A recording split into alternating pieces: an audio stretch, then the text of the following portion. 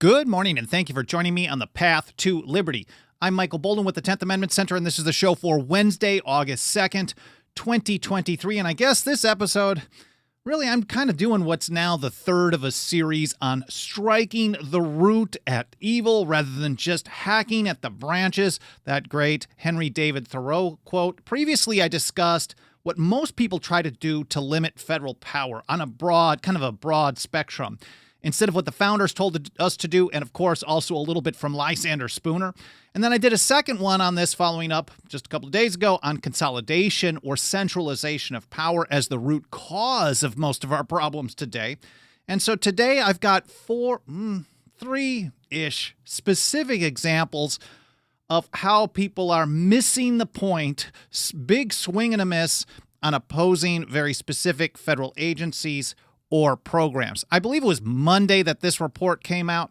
Here over at Fox News, the Biden administration confirmed to Fox News Digital that it is withholding critical funds for elementary and secondary schools nationwide with hunting or archery programs in their curriculum. Of course, the article correctly takes a very negative view of this. And a lot of people talking about this take a negative view of this idea of withholding funds, but they're missing. I know as soon as you hear this sentence, you probably read it the same way I do, like, oh, they're not even getting to the real point here. Going further, though, I'll get to that in just a moment. The Department of Education explained in a statement that its funding decisions were based on the plain text interpretation of the Bipartisan Safer Communities Act, BSCA. Well, that sounds nice, doesn't it? Which Congress passed and the president signed last year after a string of mass shootings. And overall, this decision to withhold funding for such programs may impact thousands of schools and millions of American students.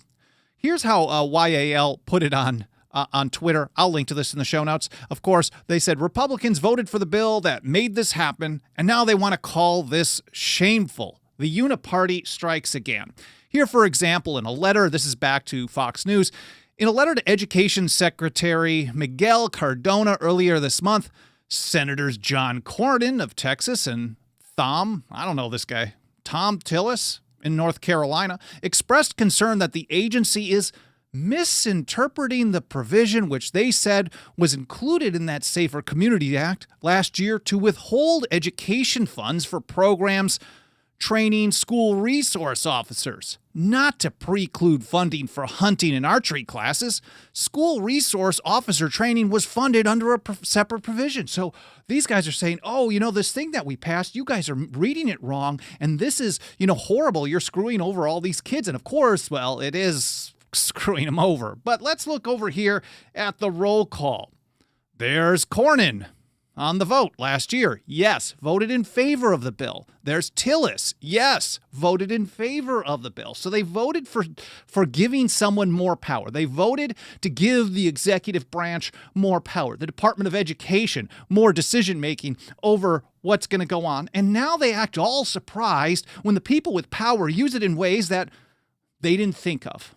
And now either these two people are dumb or they're just scammers. They're just dumb that they couldn't imagine that some evil gun grabber might take extra power that you hand to them and use it, well, in ways that people don't like. Now, we shouldn't be surprised about this, of course. I don't know what their motivations are, whether they're just evil people or idiots or a combination of the two, probably is that. But here's how John Williams put it in the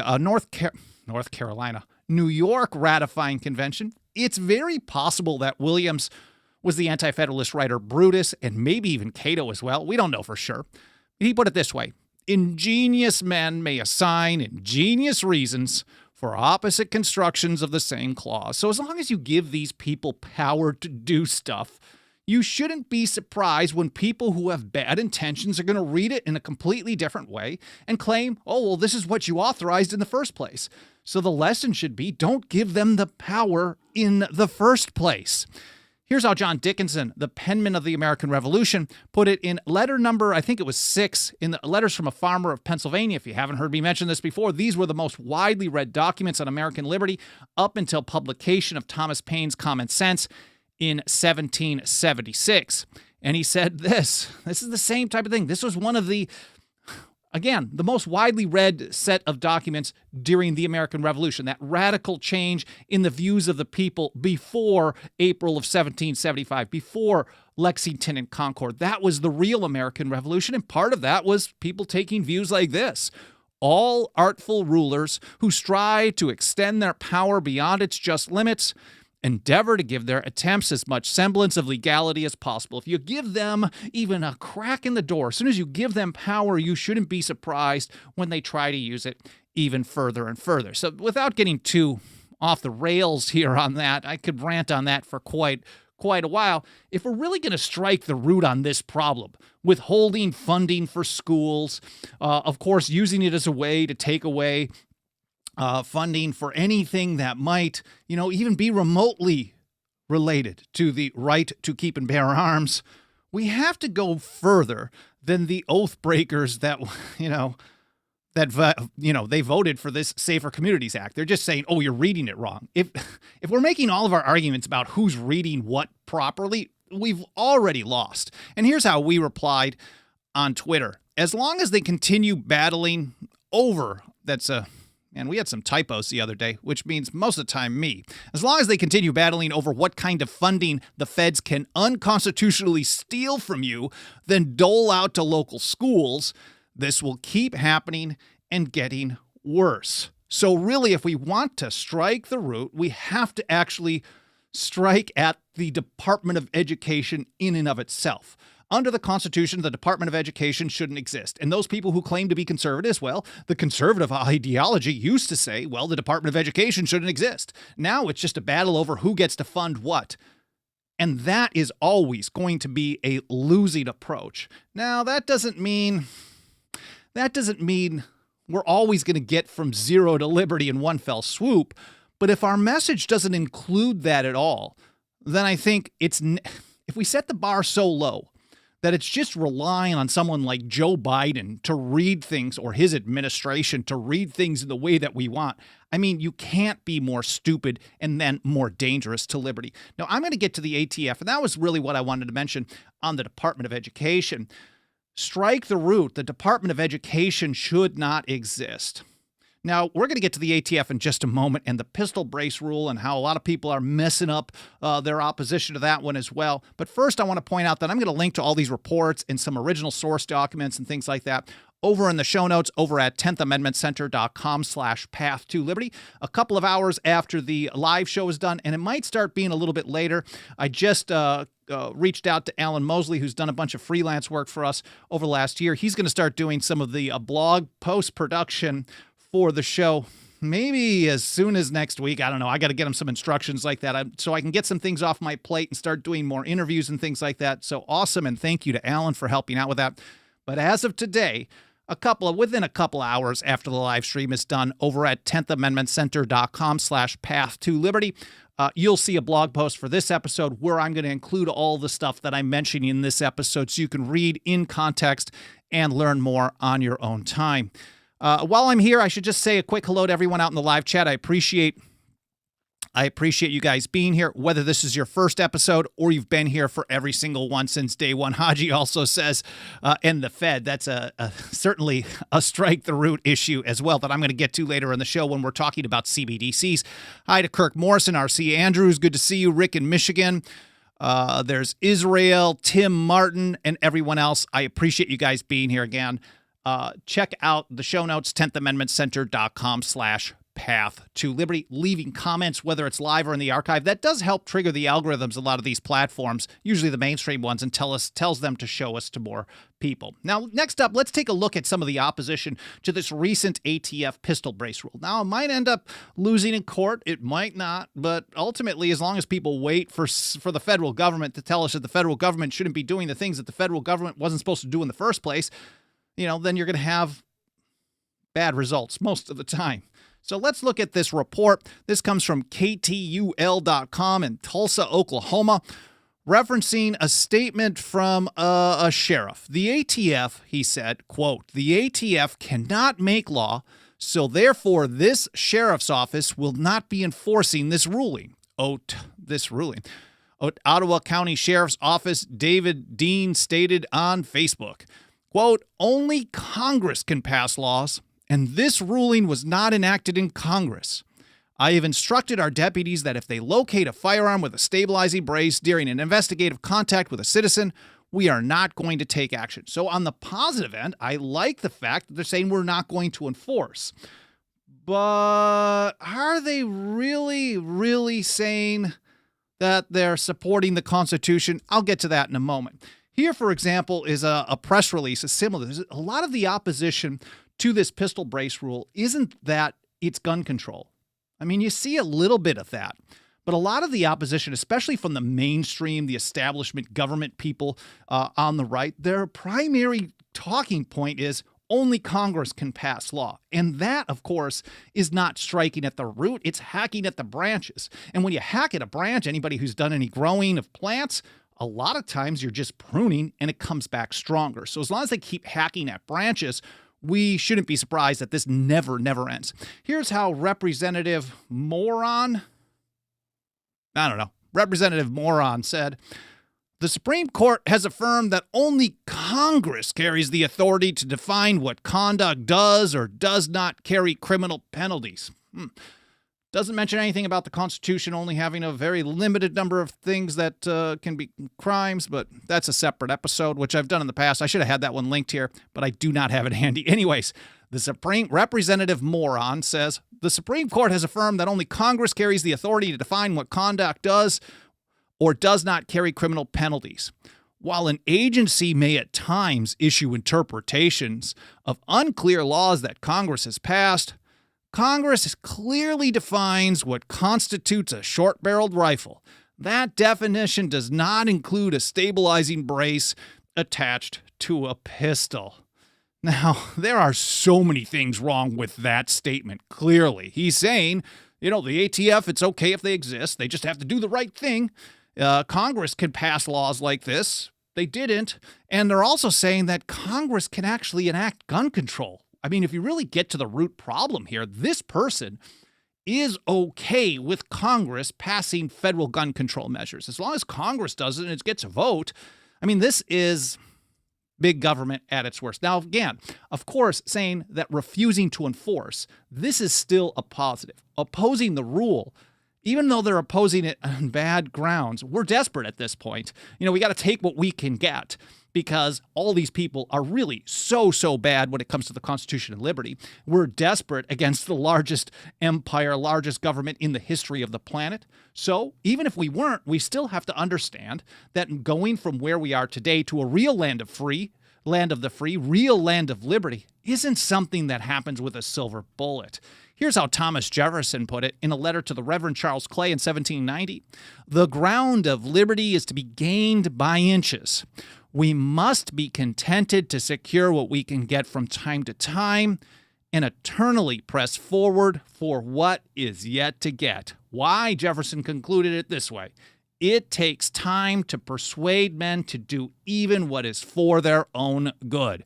Now, of course, when we're chipping away at the gun control regime or the government-run education regime, or what we're going to be talking about next, central bank digital currencies, monetary control, government and money combined, and all the control that comes with it. Of course, anything that chips away at that power is a step towards liberty. So on the one hand, it's positive, but the people who are taking those steps towards liberty are no friends of the Constitution if they can't even get the fundamental principles correct. If they're okay with the Department of Education existing, they're bad. We can ally with all kinds of people who oppose the Constitution and liberty when they're good on one thing. A single issue coalition can be very effective, but we can't. Don't delude yourself into thinking that any of these people are actually any good. Now, what they're really saying, again, is that federal gun control is constitutional. I'm only going to enforce this if Congress passes it. No, that sheriff should never be enforcing these things, whether Congress passes it or it comes from the ATF or it comes from Joe Biden or Donald Trump or any of these people. It doesn't matter. That sheriff is only following their oath to the Constitution when they stop violating your natural right of self-defense. And if you're going to oppose the ATF doing this in Congress, you should be talking about at the same time, even if your only avenue to oppose it is saying, well, only Congress can write laws, But I should also point out that I don't think that Congress is authorized to pass something like this as well. If you leave the bar, your standards too low, the best you're going to get is not hitting that level. I mean, maybe once in a while. So they're ultimately telling us, these people opposing this pistol brace rule in this approach or these approaches, is that it's just the wrong people implementing it. And we think the only way to end gun control in the long run is to actually support the Constitution. And that means taking a position that is in favor of the number 0. And that's the number of federal gun control measures authorized by the Constitution. That includes this bipartisan Safer Communities Act, which is also now screwing up the Department of Education, well, giving the Department of Education more control over what they can do or what people can do, because they're driving this through funding as well. So we have to say that's unconstitutional. So is the National Firearms Act of 1934, the Gun Control Act of 68, its amendments in 86, the Undetectable Firearms Act of 1988, which of course they just reauthorized, the bump stock ban, everything in between. So it's not really about stopping the ATF from unilaterally issuing new gun control measures. Of course, that's a part of it. It's not just about saying they shouldn't be doing this. It's also about saying that the ATF shouldn't exist. If you're watching on the screen here, we have a meme that we've shared many times that it's been too long. Really, the only thing that the ATF, like the DEA and many of these other so-called federal agencies, are authorized to do under the Constitution is disband and get a job. So instead of people who are crappy on underlying principles, again, we need higher standards. And Thomas Jefferson really provides us with the litmus test on this. And here he is. He thought that the Alien and Sedition Acts, signed by his soon-to-be frenemy, once again, great friends during the Revolution, and then problems once Adams got in power, but the Alien Sedition Acts was one of the worst attacks on liberty in American history. It criminalized free speech right out of the gate, 1798. That's pretty fast. And so Jefferson drafted what eventually passed as the Kentucky Resolutions of 1798, calling for state nullification in response. The people of the states should not be a part of this. And so he's sending a letter to James Madison saying, hopefully you guys can get something done there in Virginia as well. Now, Jefferson wrote this secretly. He was the sitting vice president, and the Alien and Sedition Act said you couldn't really bring anybody in the federal government into ill repute unless, of course, you were the vice president. Literally, they excluded the guy from the opposing party. So you could attack him all you wanted and not go to prison. So here's how Jefferson put it the day after this was passed in Kentucky, November 17, 1798. He said, I enclose you, this is again a letter to James Madison, I enclose you a copy of the draft of the Kentucky Resolves. I think we should distinctly affirm all the important principles they contain so as to hold to that ground in the future and leave the matter in such a train as that we may not be committed absolutely to push the matter to extremities and yet may be free to push as far as events will render prudent. So if you're taking the Jeffersonian approach to taking on evil government programs, and that's probably just redundant there, you have to, even if you recognize that the ground of liberty is to be gained by inches, even if you recognize you can only pass a non-binding resolution affirming principles, which is what the Kentucky Resolutions of 1798, they didn't nullify the Alien and Sedition Acts, they called for that. Even if you have to take a very small step to get the word out there, you have to at the same time affirm all the ultimate principles. And that's certainly what happened in the Kentucky Resolutions of 1798. So this is not what's happening in response to the Department of Education. This is not what's happening in most places in response to the pistol brace rule. Most of these establishment politicians and the local ones as well are taking the step-by-step approach, but not having good principles, so we can't rely on them. We never should in the first place, but this is just a reminder. So Jefferson gives us the litmus test on how to deal with this. And last up for today, I want to talk about how a lot of people are addressing central bank digital currencies. And I've mentioned this in a couple of episodes in the past, but I think it is something that we have to keep reaffirming. And here from an article by Mike Meharry. Again, this will be linked to in the show notes at 10thamendmentcenter.com/path-to-liberty. He said, as the push to implement a CBDC intensifies, opponents are lobbying for policies to preserve the right to use cash, primarily in the form of the U.S. dollar.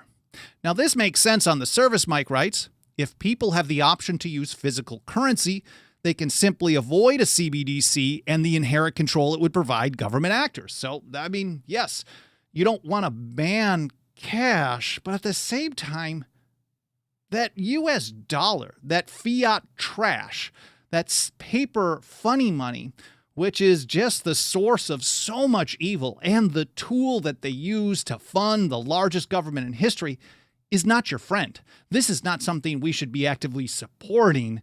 That's how Mike puts it. But in the clamor to minimize the impact of a CBDC, many have lost the sight of the inherent problems with paper fiat money. The problem we are facing is fiat money, and that's what the founders would call it. Paper money, basically something that's not backed, something that government can print at will, and what that does is it depreciates in value. The more dollars that are printed, the more money that's printed, the less purchasing power it has. So when everybody wants to tell you that we've got a bunch of inflation, they want to blame supply chain problems or evil corporations, but most of them, and certainly there are some things that can happen that cause prices to go up, but everything else, ceteris paribus, I believe is the Latin phrase.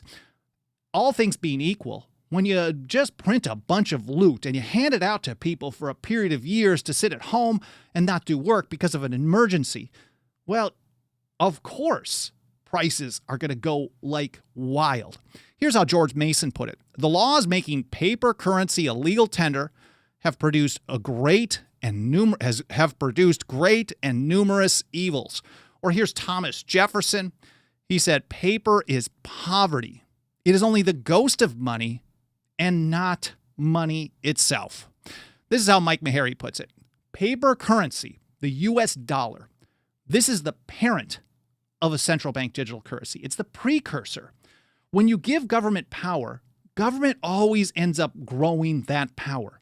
Whether it's the power to spy on someone without a warrant, just for an emergency, or just to get the terrorists like they told us with the Patriot Act, when you give them the power to implement a progressive income tax as an emergency wartime measure, you look over time and they always use that as a floor, not a ceiling. It's never temporary, it's always permanent, and they always expand on it.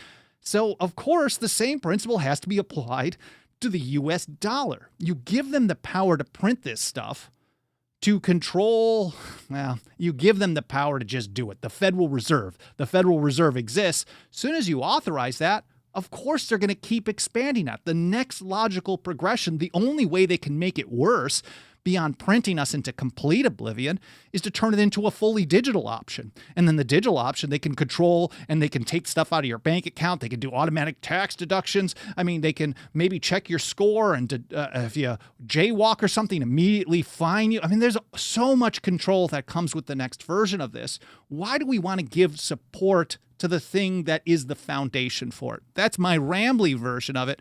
Again, Maharrey says paper currency is the parent of a central bank digital currency. Central bank digital currency is the same old US dollar in a new form with the same problem as paper.